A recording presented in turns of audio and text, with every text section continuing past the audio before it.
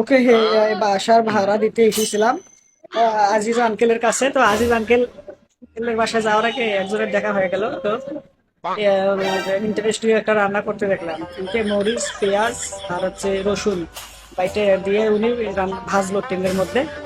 তো এটা খুব ভালো লাগলো আমার কাছে। ওকে, আর পরবর্তীতে আমি করবো। উনি সাথে বললো আরো যদি ইয়া হয়, ধনিয়া পাতা হয়। ধনিয়া পাতা ভাই, ধনিয়া পাতা একটা দুইটা প্রকার আছে, একটা হাইব্রিড আর একটা দেশি। কোনটা দিব? দেশি?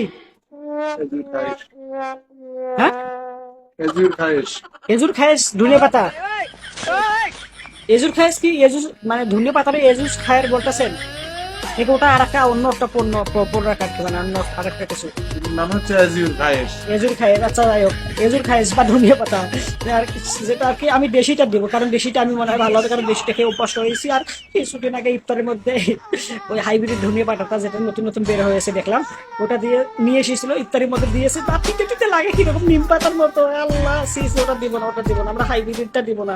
আমরা দেবো দেশিটা, যেটা আমরা আর কি আমি আগে থেকে খেয়ে অভ্যস্ত। আমাদের গ্রামেও চাষ হতো, আমরা নিজেরও করতাম রসুন আমাদের বাসার পিছনে। ওকে, জায়গা ছিল ওখানে। তো ঠিক আছে, আপনারা আমি ওটা রান্না করবো, সবজি মনে রাখলাম। পরবর্তী একটা ভিডিও বানাবো, তো ওই ভিডিওটা আপনারা দেখতে পারবেন, এই রান্নাটা আর কি। ওকে, বাই বাই। এই ভিডিওটা যেন আপনারা দেখতে পারেন, পরবর্তীতে করবো, যার কারণে আপনারা আমাকে ফলো দেন আর এই লাইক দেন। আর এই ভিডিও সম্পর্কে আপনার কি মতামত, কিরকম ইন্টারেস্টিং না? এরকমটা আপনারা কখনো করেছেন?